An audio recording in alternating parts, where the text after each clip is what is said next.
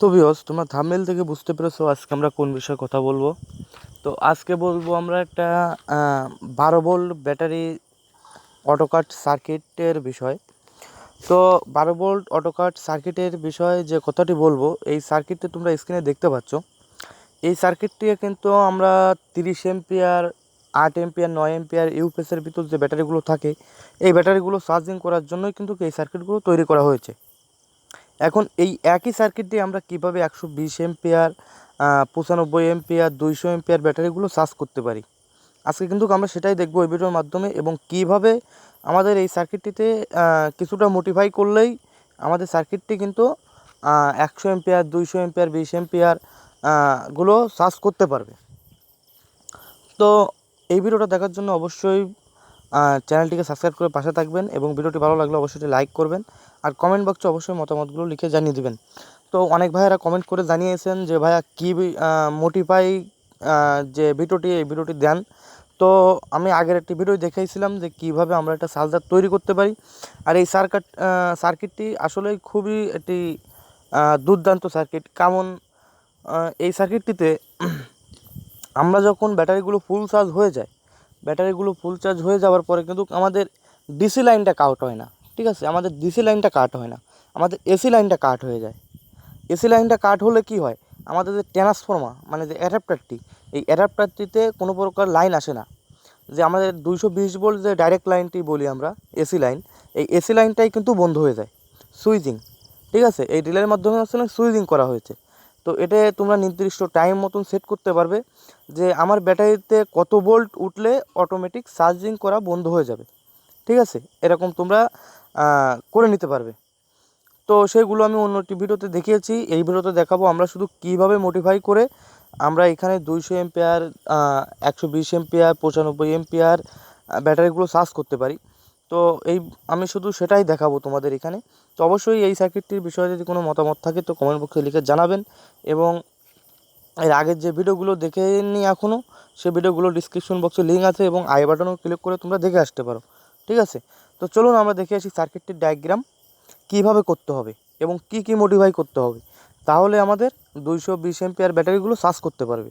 ঠিক আছে, তা চলুন দেখে আসি।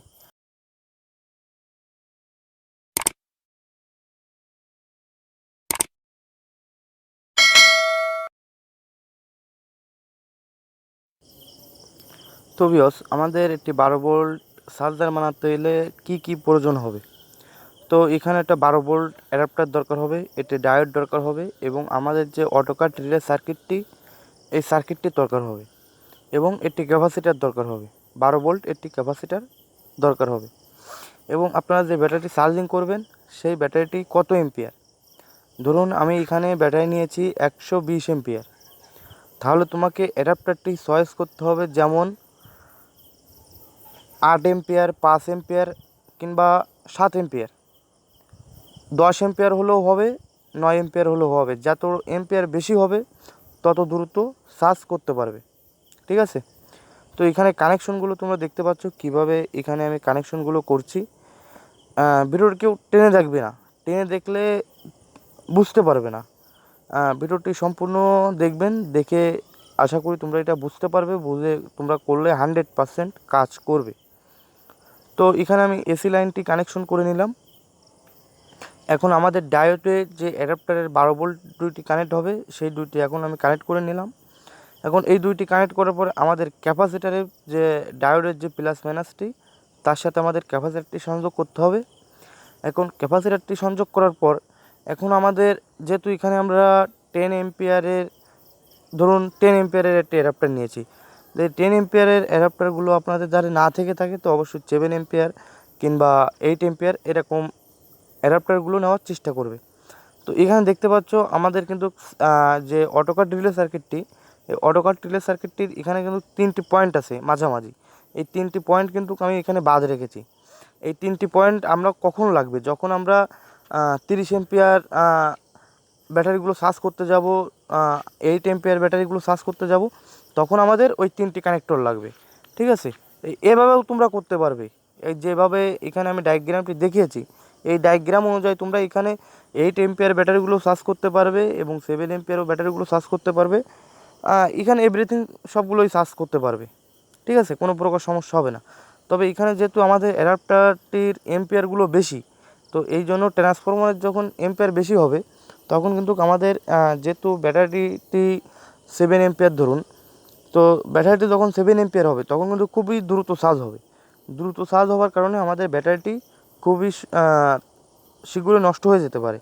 তো এর জন্য অবশ্যই এখানে কখনোই 30 এম্পিয়ার ব্যাটারিগুলো চার্জ করতে পারবে। এখানে 30 এম্পিয়ার ব্যাটারিগুলো চার্জ করলে ততটা সমস্যা হবে না, তারপরেও চার্জ না করাই ভালো, যেহেতু এখানে আমাদের অ্যাডাপ্টারটির এম্পিয়ার বেশি।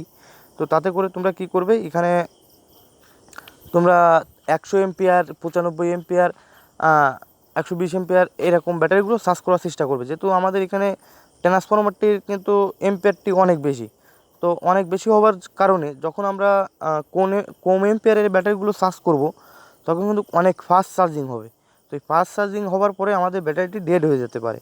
তো অবশ্যই এই বিষয়টি মাথায় রেখে কাজ করবে, তাহলে ব্যাটারিটিও টেকসই হবে এবং এখানে কোনো জিনিস ক্ষতিগ্রস্ত হবে না, ঠিক আছে।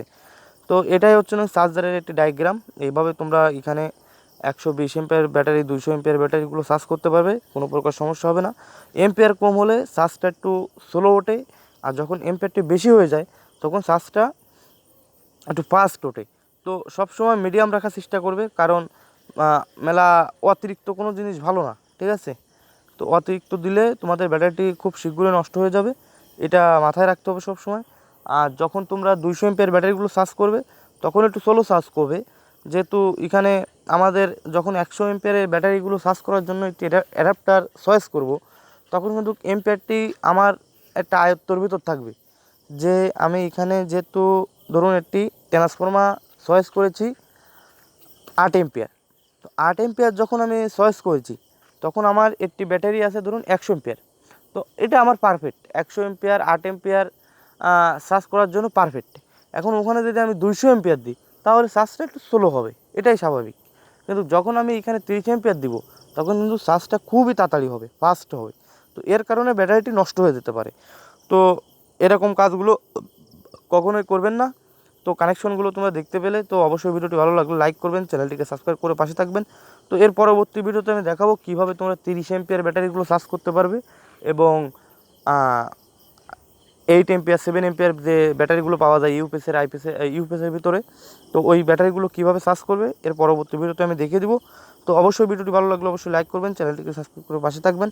আর কমেন্ট বক্সে অবশ্যই মতামতগুলো লিখে জানিয়ে দেবেন যে কোন বিষয়ের পরে আপনারা ভিডিওগুলো চান, তো আমি অবশ্যই সেই বিষয়ের পরে ভিডিওগুলো বানাবো। তো এই ব্যাটারি চার্জিংয়ের পরে তোমাদের যদি কোনো প্রকার ডাউট থেকে থাকে, কোনো প্রকারের সমস্যা ফেস করেন, তো অবশ্যই কিন্তু আমাকে জানাবেন কমেন্ট বক্সে, আমি সেটার সমস্যার সমাধান করার চেষ্টা করব, ঠিক আছে। তো ভিডিওটি ভালো লাগলে লাইক করেন, চ্যানেলটিকে সাবস্ক্রাইব করে পাশে থাকবেন।